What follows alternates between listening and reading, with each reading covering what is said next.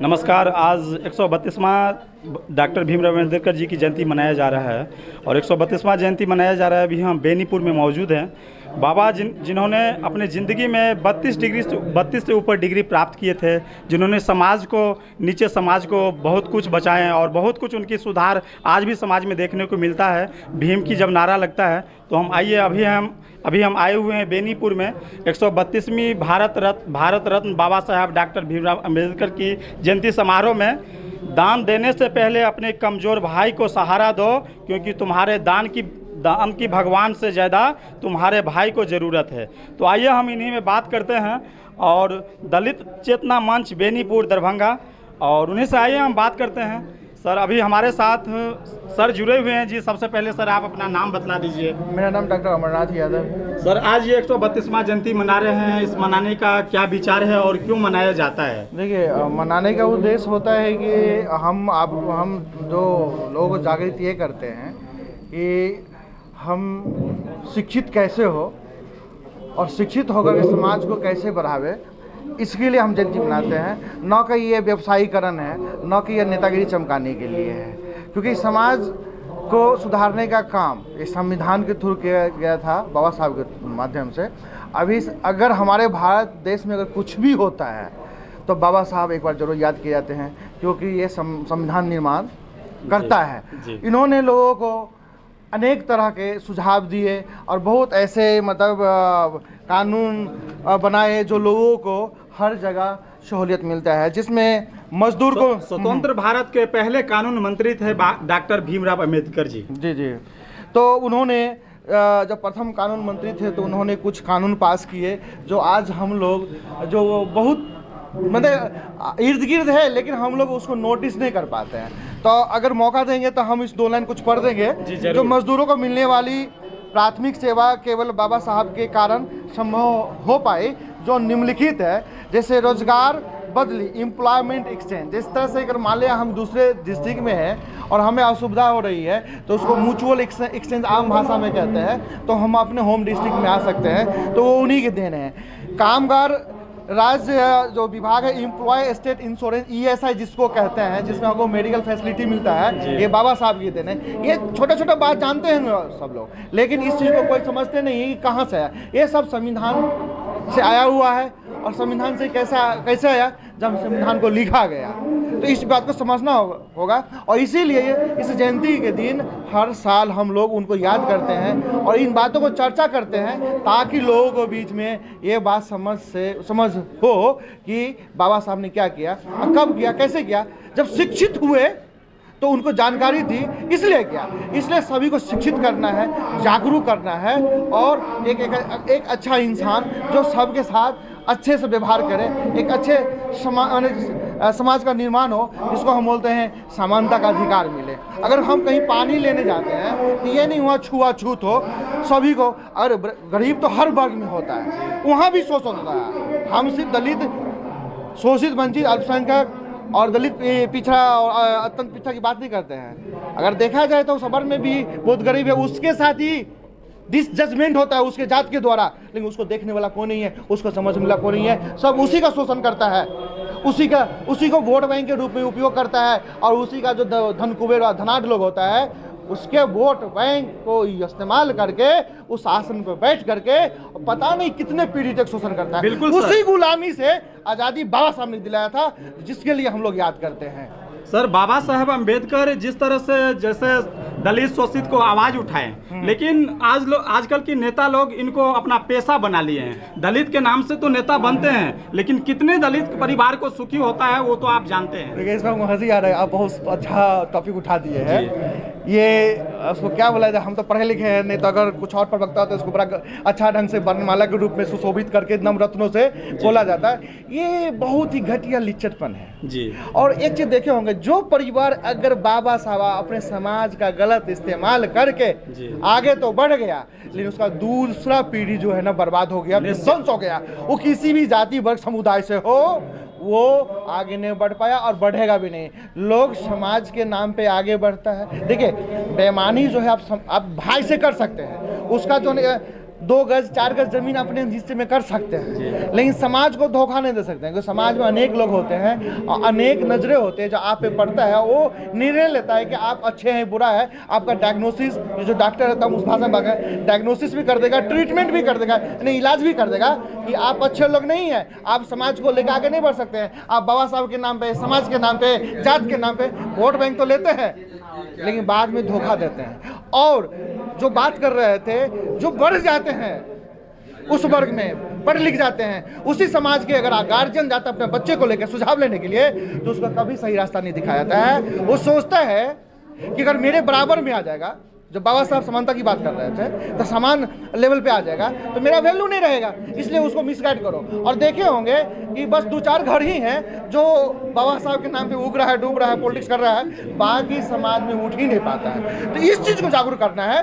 कि बाबा साहब कहना था कि अंतिम छोर पे बैठे वो आदमी हो, किसी जाति समुदाय से हो, उसका हाथ पकड़ो, उसको उठाओ वहाँ से, उसको शिक्षित करो, उसको बढ़ाओ, तब समाज का परिवर्तन होगा और क्रांति होगी, तब समाज में समानता का अधिकार आएगा। अरे पैसा से कुछ नहीं होता है, पैसा ठीक मनोबल बढ़ता है, लेकिन शिक्षा जो है ना, बुद्धि देता है, अकल देता है, विवेक देता है और इंसानियत पैदा करता है। इसलिए शिक्षा जरूरी है। ठीक है, डायलॉग बोलते हैं बाबा साहब का बार बार कि शिक्षा वो शेरनी की दूध है जो दहाड़ मारती है। बात सही है, तो सिर्फ डायलॉग से नहीं, वो गांव गांव तक पहुंचाना पड़ेगा। गांव गांव तक जब पहुंचाइएगा, हर एक बच्चा पढ़ेगा। और सिर्फ वो मैट्रिकुलेशन और इंटरमीडिएट 10+2 करने ने उसका हायर एजुकेशन में जब भेजेंगे, तब समझ में आएगा कि हकीकत शिक्षा का क्या प्रभाव होता है।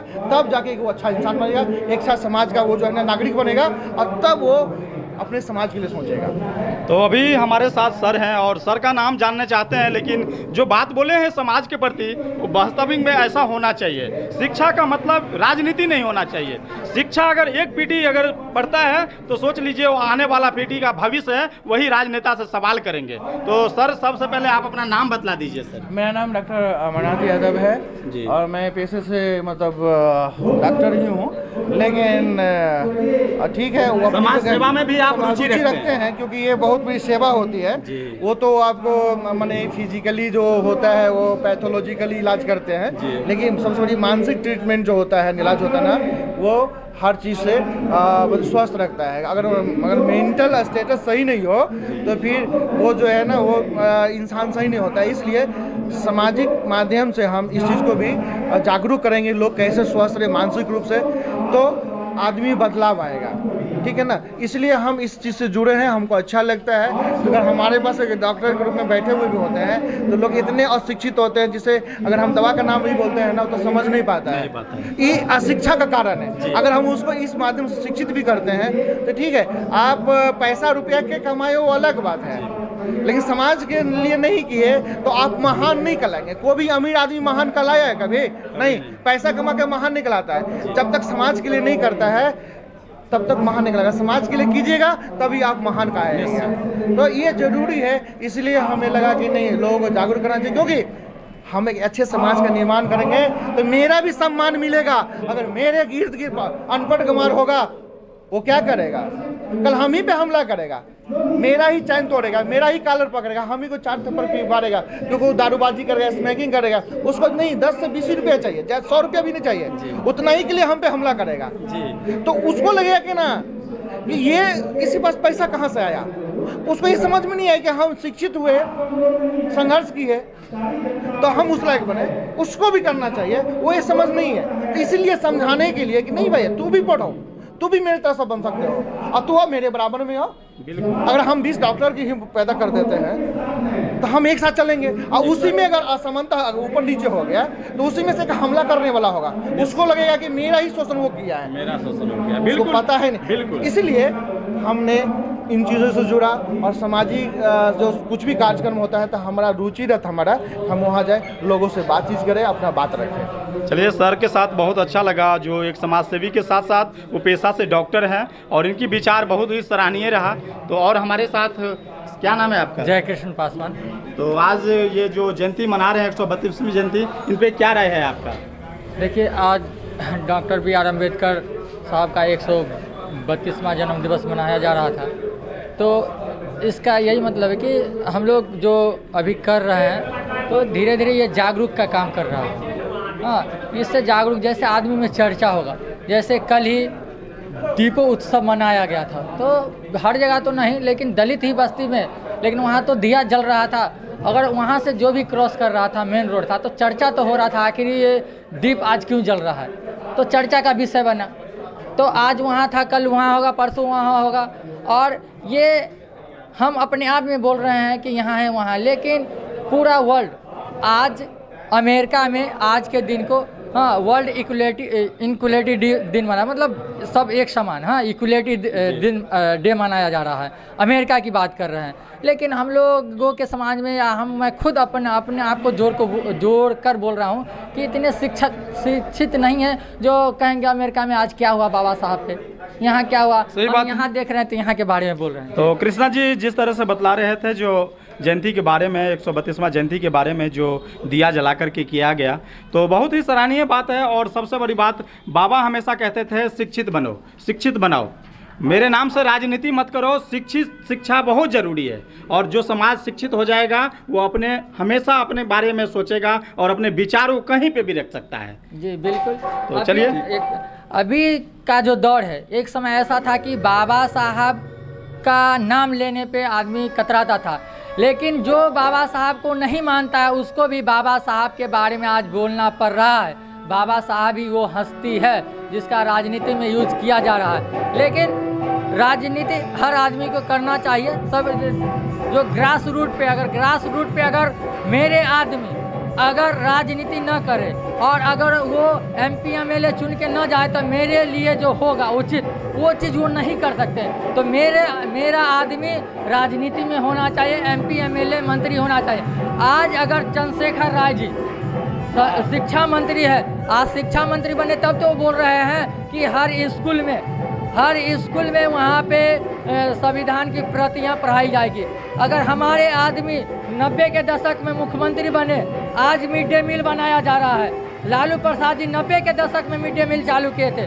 हम लोग कामगार आदमी हैं, आज भर दिन में काम करेंगे खेत में, शाम में जाएंगे, भर दिन रिक्शा चलाएंगे, जूता सिएंगे, तब शाम में घर जाएंगे। तो जो चरवाहा विद्यालय था इसलिए ही बनाया गया था कि मेरे समाज का आदमी बकरी चराए, सुगर चराए, चराते हुए पढ़े, इसलिए चरवाहा विद्यालय बनाया गया था। उस चरवाहा विद्यालय के कारण जो भी छोटे निचले तबके आज पढ़ के ऊपर आए हैं। धन्यवाद। चलिए, अब हमारे साथ सर हैं। सर अपना नाम बतला दीजिए। मेरा नाम डॉक्टर छोटेलाल पासवान और मैं पेशे से शिक्षक हूँ जी। मैं अभी बेनीपुर हटिया में कार्यरत हूँ। और पूर्व वर्ष की भांति भी आज 14 अप्रैल 2023 को दलित चेतना मंच जो है, जिसका कार्यकारिणी सदस्य शैलेंद्र मोहन पासवान जी है, मैं उनको बहुत बहुत धन्यवाद देता हूं कि कम से कम इस बैनर तले, इस मंच के माध्यम से जिन्होंने जागरूकता के लिए, इससे पूर्व जागरूक करने के लिए मोटरसाइकिल यात्रा हुआ था, आज उनका जन्म है जिसको कहा गया है सिंबल ऑफ नॉलेज। संपूर्ण विश्व में जिस घर में बहुत सारे लोग के घर में अभी खाने के लिए चीज़ भी नहीं होंगे, उस ज़माने में बाबा साहब के घर में पूरे लाइब्रेरी रहता था किताबों का। आज उस व्यक्ति का जन्म है और निश्चित तौर पर इस देश में, इस हिंदुस्तान में जितने भी लोग हैं सबको अमल करना चाहिए। वो एक रिसर्चर भी थे, उन्होंने कहा कि शिक्षित बनो, संगठित हो, संघर्ष करो। ये सिर्फ दलित के लिए नहीं कहे थे, संपूर्ण विश्व के लिए कहे थे कि जब तक हम लोग शिक्षित नहीं होंगे तब तक जानेंगे नहीं, और जब तक जानेंगे नहीं तब तक संगठित नहीं होंगे, और जब तक संगठित नहीं होंगे तब तक संघर्ष नहीं करेंगे। उन्होंने इस देश में प्रथम कानून मंत्री बने जी। और वह कानून मंत्री होते हुए भी बहुत सारे इस देश में जितने भी हम देख रहे हैं आज के डेट में, कोर्ट का हो, कचहरी हो, कार्यालय हो, भारत के जितने भी चीज़ है आज उन्हीं का दिया हुआ संविधान यह जो है देश चल रही है, जिन्होंने 2 वर्ष 11 महीना 18 दिन में इस संविधान को लिख दिए। एक याद करने की बात है, जब संविधान बन रही थी उस समय में पंडित नेहरू साहब ने एक दूत नियुक्त किए थे कि सबके यहाँ जाना है।